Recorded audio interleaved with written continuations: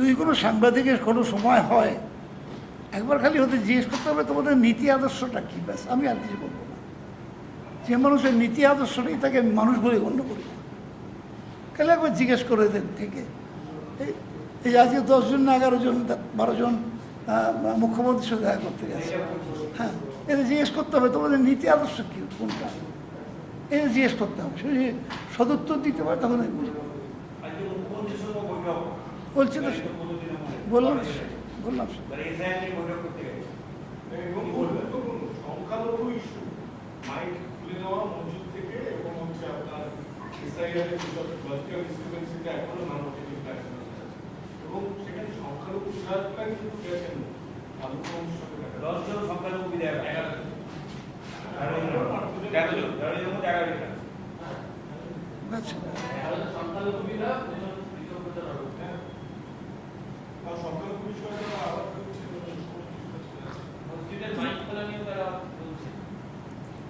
একটা দীর্ঘ একটা লিমিট করার ব্যাপার ছিল, সেটা নিয়ে আমার কোনো আপত্তি ছিল না। কিন্তু সম্পূর্ণ খুলে দেওয়াটা এটা আজকে রীতিনীতি নয়। এই যে মসজিদটা কেন, মসজিদে কেন মাইক দেওয়া, বুঝতে হবে। যখন মাইকের জন্ম হয়নি তখন একটা সময় এই আজান দেওয়ার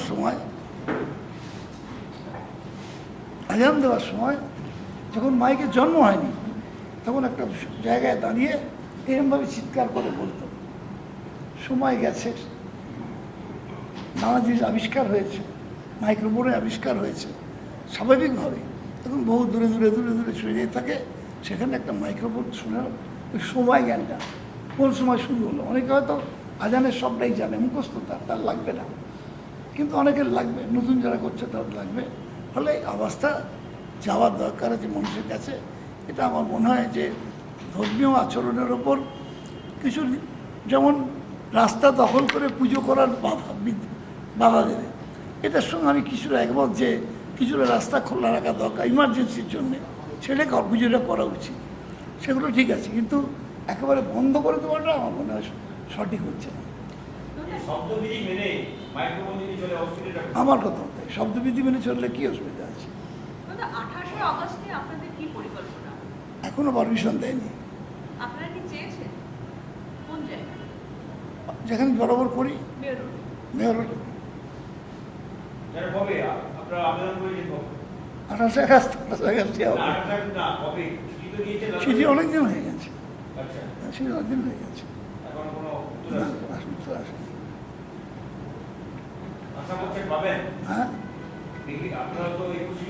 হ্যাঁ, আমি দেখছি, আমারই কথা বলার কথা, আমি একটু কথা বলবো পুলিশ কমিশনের সঙ্গে ফোনে, যদি অ্যাপয়েন্টমেন্টও দেয় তাহলে আমি চলে যাবো।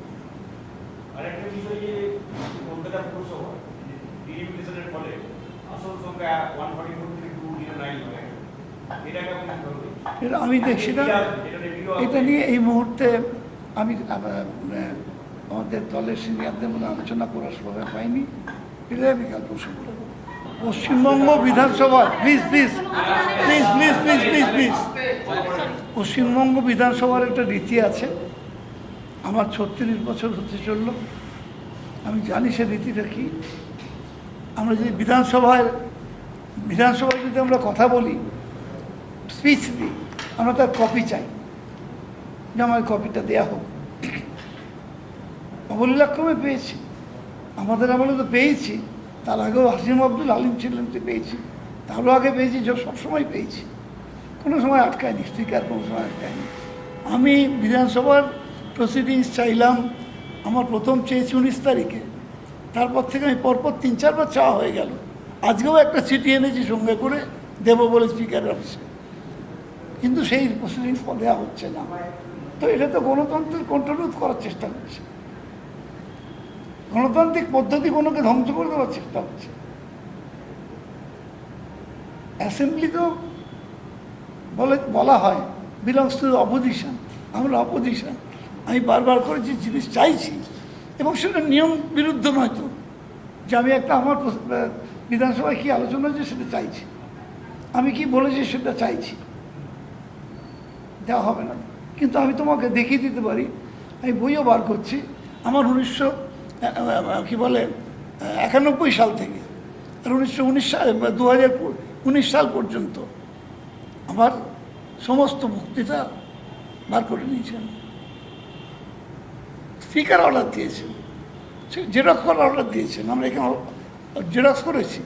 26 সাল অব্দি তুলে নেব যদি এরা অ্যালাউ করে, কিন্তু আমি 19 সাল অব্দি তুলে নিয়েছি।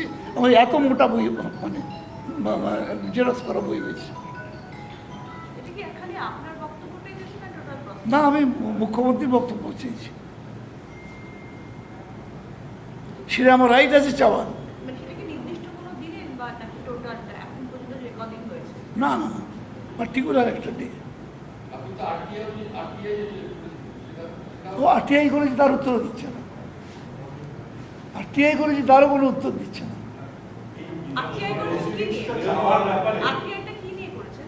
আরটিআই করেছিলাম যে পশ্চিমবঙ্গ বিধানসভায় এলপি নির্বাচনের সময় কী নিয়ম মেনে চলা হয়। আমাদের যিনি স্পিকার ছিলেন তিনি বলেছেন যে একটা চিঠি আসতো অপোজিশন থেকে, সেই চিঠির ভিত্তিতে করে দিতাম। এতেও যে আমাদের মানে নিয়ম আছে লেখা, তাতেও লেখা আছে যে ওই বিরোধী দল থেকে একটা চিঠি দেওয়া হবে দলের পক্ষ থেকে, নট এ ফিউ মেম্বার, দলের পক্ষ থেকে যে চিঠি দেওয়া হবে সেটাই হবে গ্রাহ্য। এবং 3 বার উনি দিয়েছেন একে, বিরোধী দলকে ওই একটা চিঠির ভিত্তিতে দিয়েছেন। সেটাই আমি জানতে চেয়েছিলাম। তো ওই চিঠিগুলো আপনাদের কাছে কি রেকর্ড আছে? আপনি যখন বললেন যে রেজলিউশন চাই, এই যে রেজলিউশন চাইবার যে কারণটা জানতে চাইলেন, আমি তখন জানতে চাইলাম যে 3 বার, গত 3 বার কীভাবে নেওয়া হয়েছে, তার উত্তর দিচ্ছেন না। কোর্টে থাকলেও আমার তো জানার দরকার আছে। স্পিকারকে আমি যখন শুভেন্দু যখন চেয়ারে বসাবে নিয়ে গিয়ে আমাকে ডাকলো, আমিও গেলাম, দুজনে মিলে গিয়ে বসিয়ে দিয়ে এলাম। বিধানসভার ভিতরে এস্টাবলিশড হয়ে গেল, এলপি এলাম আমি। সেই স্পিকার চাবিটা তুলে দিলেন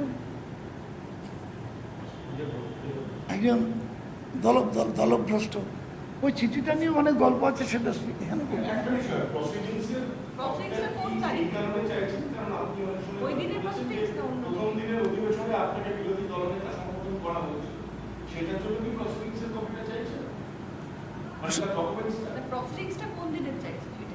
আরে যেদিন আমি স্পিকারকে নিয়ে গিয়ে চেয়ারে বসালাম সেই দিনেরটা চেয়েছি।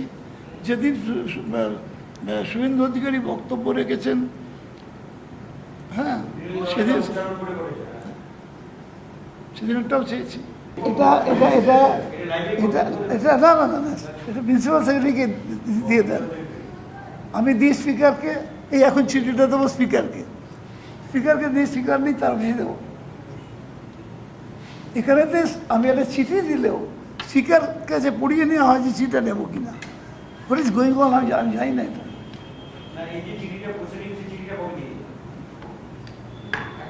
25 তারিখে একটা, 25 তারিখে দিয়েছি, একটা 19 তারিখে দিয়েছি।